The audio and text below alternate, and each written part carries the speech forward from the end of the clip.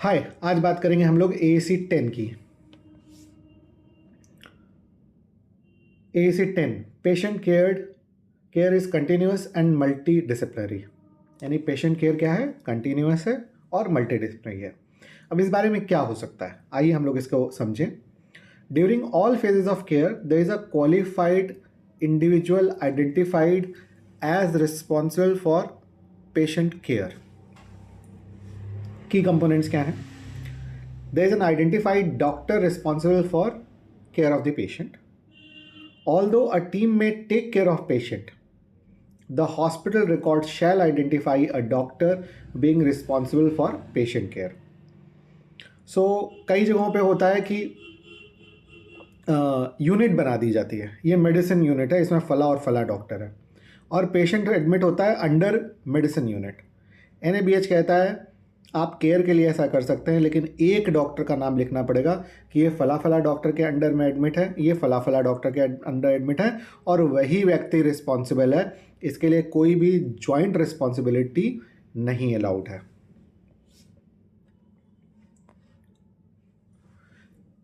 Again, the other objective element is B, which is again commitment. Patient care is coordinated in all care settings within the organization.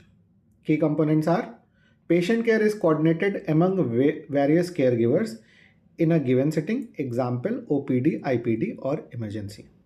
इसका मतलब क्या हुआ कि doctor, nurse, dietitian, physiotherapist सबको मिलके काम करना है। और ये कैसे होगा, किस तरह का कम्युनिकेशन होगा, आगे हम पढ़ते हैं। The organisation shall ensure that there is effective communication of patient requirements among the care providers in all settings, which can be via handover, reference, critical alerts. अब देखिए, ये जो ब्रैकेट में लिखा हुआ है ये NABH ने नहीं लिखा है, ये मैंने लिखा है। और देखिए, मेडिकल रिकॉर्ड एक ऐसी चीज़ है जहाँ ऑर्डर्स जब पढ़ते हैं तो उसके रेफरेंस नोट भी पढ़ने चाहिए। अगर एक ऑर्थोपेडिक सर्जन कह रहा है कि अब इन्हें फिजियोथेरेपी की आवश्यकता है, तो नोट डाला जाना चाहिए फिजियोथेरेपी एडवाइज्ड, और specific exercise advised refer to physiotherapist. Dietitian को एक इंस्ट्रक्शन डाला जाता है, provide so many calories, preferably diabetic diet, और whatever doctor wants to write, and accordingly उस ऑर्डर को देख के दूसरा व्यक्ति उस पर काम करता है।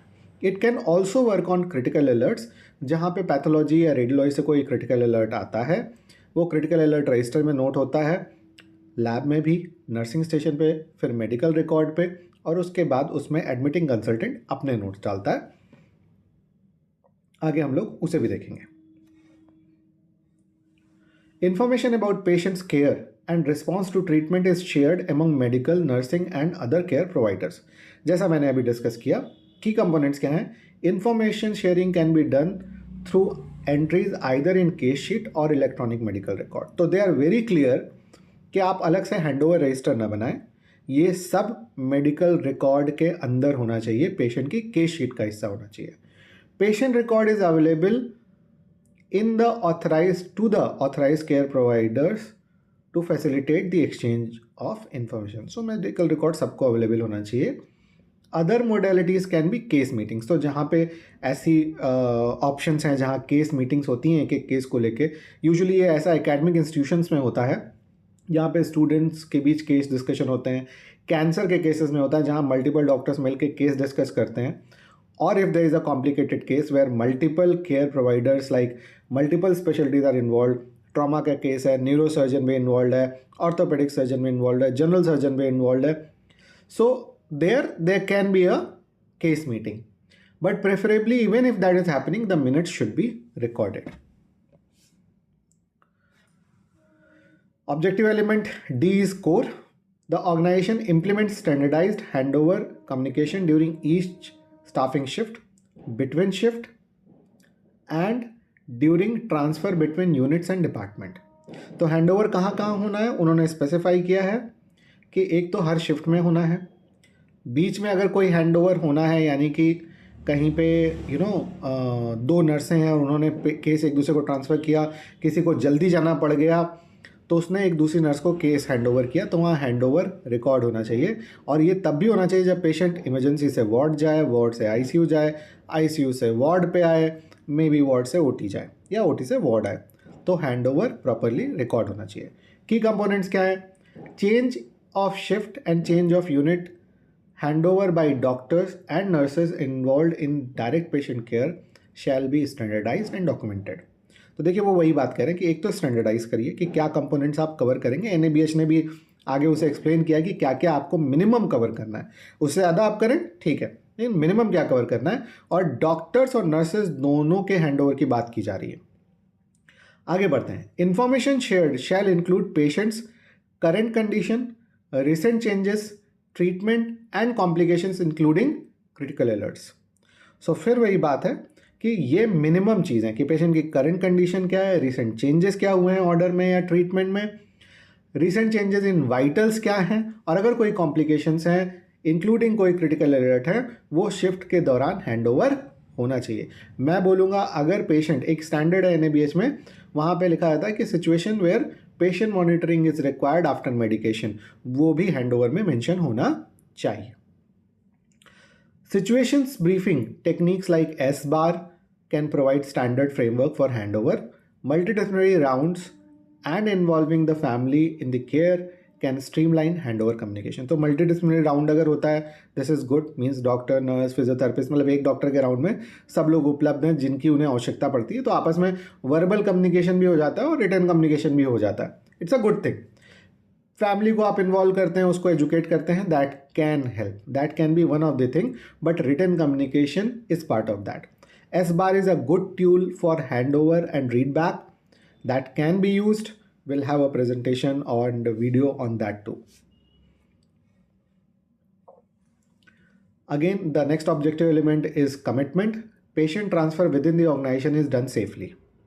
अब now people will say कि ये क्या मजाक है, इसमें क्या सेफ हो सकता है? तो पहली चीज़, पेशेंट को ट्रांसफ़र करते समय पेशेंट के फॉल के रिस्क सबसे ज़्यादा बढ़ जाते हैं। तो आपको ये देखना है कि आप जिस बेड से ट्रांसफ़र कर रहे हैं उसमें ब्रेक अप्लाई होता है या नहीं। आपको ये देखना है कि जो लोग ट्रांसफ़र करने के लिए खड़े हैं वो ट्रेंड हैं कि नहीं, उनका ट्रेनिंग का रिकॉर्ड है कि नहीं पेशेंट का। From one unit to another, one unit to another मतलब ट्रॉली से बेड पे, बेड से ट्रॉली पे ट्रांसफ़र करने की है कि नहीं उनकी ट्रेनिंग। दूसरे, क्या ट्रॉली में सेफ्टी बेल्ट है, साइड रेल्स हैं, क्या व्हील चेयर में सेफ्टी बेल्ट हैं, ब्रेक हैं, तो ये आपको देखना पड़ेगा। These are part of safe practices. So safe transfer within the organisation by safe adhering to safe practices. These are the safe practices. Second, transfer should include safe handover and takeover. तो अगर patient का किसी unit से दूसरी unit transfer हो रहा है तो हैंडओवर और टेक ओवर भी एक सेफ्टी प्रैक्टिस का हिस्सा है। Safe transfer to and from imaging services. तो अगर कोई पेशेंट इमेजिंग सर्विस में जा रहा है, जैसे वैसे तो एक्सरे वहीं हो जाता है, कई बार बेड साइड अल्ट्रासाउंड भी होता है, बट सीटी और एमआरआई के लिए पेशेंट को ले जाना पड़ता है। इन दो सिचुएशन जब पेशेंट को ट्रांसफ़र किया जा रहा है तो क्या सारे प्रिकॉशंस लिए जा रहे हैं? Please check that. And there is a system in place that there is no delay in conducting imaging test and they are not delayed due to transfer. तो आपको ये कम्युनिकेट करके चलना है, एक टाइमलाइन डिसाइड करके चलना है। Best thing about this is that usually hospitals decide their protocol कि जिस समय ओपीडी नहीं चल रही होगी उस समय हम आईपीडी पेशेंट ले लेते हैं। अब जैसे किसी की मॉर्निंग ओपीडी चलती है और इवनिंग ओपीडी चलती है तो शायद जो पेशेंट है वो आफ्टरनून में ले लिए जाते हैं। जहाँ पे क्रिटिकलिटी है उसे ध्यान रखा जाता है और उस पेशेंट को तुरंत लिया जाता है, और आईपीडी पेशेंट जहाँ क्रिटिकलिटी इन्वॉल्व है उसको पहली प्रायोरिटी दी जाती है। But you need to document all this. It should include unstable patients. तो अनस्टेबल पेशेंट जहाँ पे there are chances of fast changes in vitals, there is unpredictability, the patient is serious, needs urgent care, but it can only happen after the imaging, then you should give them priority and make sure that जो भी staff उसके साथ है वो trend हो उस unstable patient को handle करने के लिए। Referral of patients to other departments specialities follows written guidance. तो पहली चीज़ इसमें क्या होना चाहिए, दूसरे डिपार्टमेंट को रेफ़र करना है तो की कंपोनेंट्स अगेन इसकी बात करता है कि देखिए रेफरल कई तरह का हो सकता है. It can be one time opinion, को मैनेजमेंट और टेक ओवर, कि भाई एक डॉक्टर ने बोला साहब मेरा काम खत्म हो गया, अब तो सिर्फ न्यूरो सर्जरी का काम बचा है, या न्यूरो सर्जरी वाला बोले कि नहीं मैंने तो सर्जरी कर ली but the main management is now with the orthopaedic surgeon. मैं उसी ट्रॉमा केस की बात कर रहा हूँ जो आया है और मल्टीडिसिप्लिनरी मीटिंग चल रही है. तो वहाँ पे हो सकता है एक स्पेशलिटी का काम खत्म हो जाए, को मैनेजमेंट हो सकता है, या हो सकता है कि किसी डॉक्टर के पास मरीज एडमिट हुआ हो बट ही रियलाइजेस कि नहीं ये मेरी स्पेशलिटी का तो केस ही नहीं है, और वो रिक्वेस्ट करता है दूसरे डॉक्टर को टेक ओवर करने के लिए. लेकिन again this all should be mentioned in the reference note. Preference ये होता है कि आप एक रेफरल फॉर्म बना लें जिसमें ये टिक करने का ऑप्शन हो, जिससे कम से कम डॉक्टर को लिखना पड़े. एक वन टाइम ओपिनियन है, को मैनेजमेंट है, मल्टीपल विजिट्स है, टेक ओवर है, और प्रायोरिटी भी मेंशन की जाए कि इमीडिएटली चेक करना है, प्रायोरिटी में चेक करना है, या रूटीन चेक है कि जब भी राउंड पे आए तो डॉक्टर साहब को दिखा लो. एक और चीज़ करनी चाहिए कि डॉक्टर किस लिए रेफ़र कर रहा है वो अगर मेंशन कर दे तो दूसरे डॉक्टर को शुरुआत से वो चेक नहीं करना पड़ेगा कि भाई ये क्या पजल है, मुझे क्यों रेफरेंस दिया गया. तो if you mention your query it becomes easy for other doctor to answer those queries. All referrals are based on clinical significance and for a better outcome. Now, this is mentioned because in some insurance cases it has been seen कि चूंकि भाई CGHS का case है, ECHS का case है, तो reference लगाते रहो. It should be clinically suitable. It should be clinically required, not just for the billing purpose. मैं ये नहीं कह रहा कि हर हॉस्पिटल में ऐसा होता है, but there are hospitals which have used this practice. So this is why NABH has mentioned this.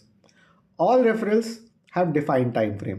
तो आपको एक पॉलिसी बनानी है जिसमें टाइम फ्रेम मेंशन करना है कि वन टाइम ओपिनियन, को मैनेजमेंट या टेक ओवर के लिए डॉक्टर को कितना जो टाइम आपने दिया, इमीडिएट, प्रायोरिटी और रूटीन का आप क्या मतलब क्या है, और कितनी देर में वो रेफरल हो जाएगा. एंड जो मैं कह रहा हूँ there is a written guidance on intra organisation transfer. तो विद इन ऑर्गेनाइजेशन क्या ट्रांसफर होना है इसका एक रिटन गाइडेंस होना चाहिए. नेक्स्ट वन इज अचीवमेंट, यानी कि आपको सर्वेलेंस ऑडिट में जरूरत पड़ेगी, ना कि पहली बार एप्लीकेशन में. The organisation ensures predictable service delivery timelines and informs the patient, family and other care givers whenever there is a change in schedule. तो आपके यहाँ ओपीडी में जनरल वेटिंग टाइम कितना चलता है, speciality and doctor wise. Laboratory में कितनी waiting time है सैंपल कलेक्शन से पहले, या रेडियोलॉजी में एक्सरे में कितना समय लगता है, अल्ट्रासाउंड में कितना वेटिंग टाइम है. This you should display.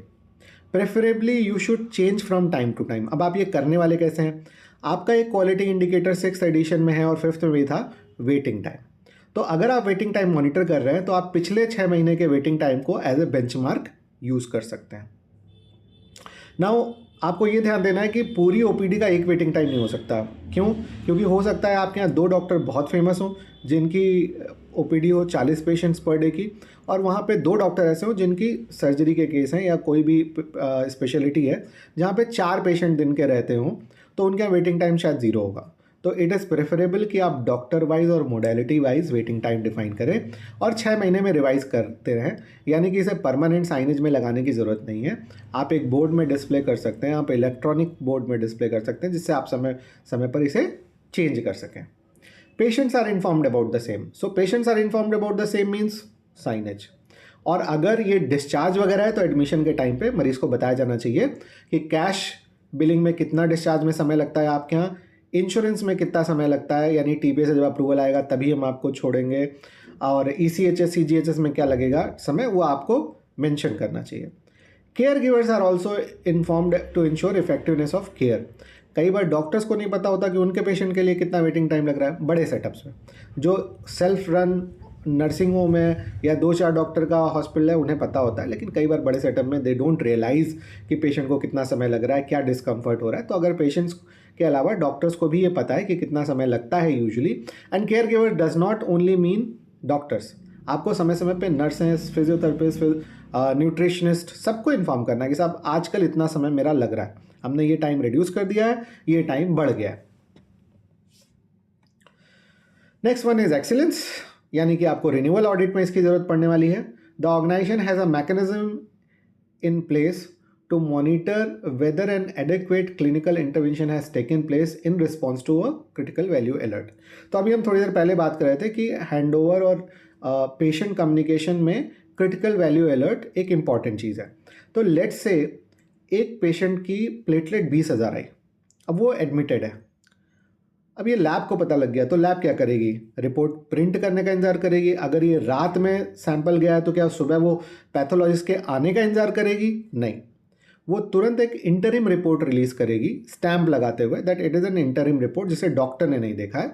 और वो शायद, अगर आपके यहाँ प्रोसीजर है कि ऑन कॉल डॉक्टर है, आप उसे बुला सकते हो तो आप बुलाते हो। लेट्स से कि आप नहीं बुला सकते, तो आप सिंपली इंटरिम रिपोर्ट रिलीज करते हो और नर्स को इन्फॉर्म करते हो कि साहब ये पेशेंट जो है क्रिटिकल है, आपकी क्रिटिकल वैल्यू ये है। अब नर्स की रिस्पॉन्सिबिलिटी ये है कि रात में या तो वो ड्यूटी डॉक्टर को बताए, या अगर रात में ही डॉक्टर का राउंड होने वाला है तो डॉक्टर को इन्फॉर्म करे, और डॉक्टर मेडिकल रिकॉर्ड में मेंशन करते हुए इस वैल्यू को, उस पर क्या क्लिनिकल एक्शन या क्लिनिकल केयर प्लान उसने प्लान किया है वो मेंशन करे, या किस तरह से इस वैल्यू की वजह से प्लान चेंज हुआ है वो मेंशन करे। की कंपोनेंट्स इसके क्या हैं? The attending physician shall respond to a critical value alert, जैसा मैंने आपको बताया। It should be recorded in patients clinical record, मतलब प्रोग्रेस नोट या मेडिकेशन ऑर्डर में। मैं आपको ये ब्रैकेट में जो लिखा हुआ है ये मैं बता रहा हूँ कि ये स्टैंडर्ड में भी लिखा हुआ है, मतलब गाइड बुक में भी लिखा हुआ है दैट प्रोग्रेस नोट्स और मेडिकेशन ऑर्डर में मेंशन किया जा सकता है। इनफैक्ट उन्होंने यही दो ऑप्शन दिए हैं। In case of OPD, patient और family members are informed about critical value alert. So आप पेशेंट अगर ओपीडी में दिखा के गया तो आपको पेशेंट को घर में बताना पड़ेगा। अब किसी पेशेंट ने डायबिटीज़ का कंसल्टेशन लिया ओपीडी में और उसकी डायबिटीज़ की वैल्यू आ रही है 500, 600, यानी ब्लड शुगर लेवल आ रहा है 500, 600, तो you need to inform him to get immediate clinical intervention. Periodic review of the intervention to assess timeliness and appropriateness of the response. अब एक उनका कहना है कि साहब इसका एक ऑडिट भी किया जाना चाहिए नर्सिंग टीम या क्वालिटी टीम द्वारा कि एक्चुअली ये प्रोसेस फॉलो हो रही है कि नहीं, और इस पे क्लिनिकल इंटरवेंशन लिया जा रहा है कि नहीं। So this is it, this is AAC 10 and tomorrow I'll be again back with AAC 11, and with this speed by this week I'm hoping that we'll complete first chapter, that is AAC 1. Thank you.